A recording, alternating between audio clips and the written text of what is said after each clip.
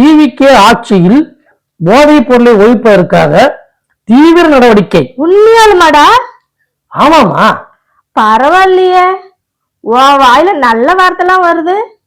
ஆமாமா, போதைப் பொருளை ஒழிப்பதற்காக நாகர்கோவிலை சேர்ந்த மாற்றுத்திறனாளி இளைஞர் ஒருத்தரை விசாரணைக்காக அழைச்சிட்டு போனாங்க.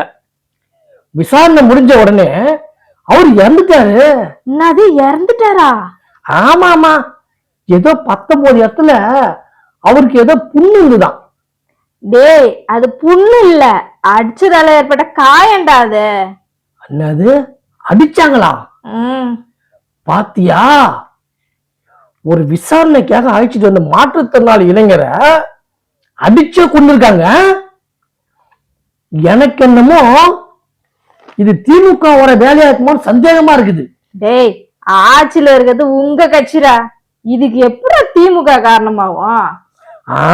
செல்லாது, நான் அடிச்சு சொல்லுவேன். இன்னும் என்ன நீ பைத்தியக்காரனாவே நினைச்சிட்டு இருக்கிறல?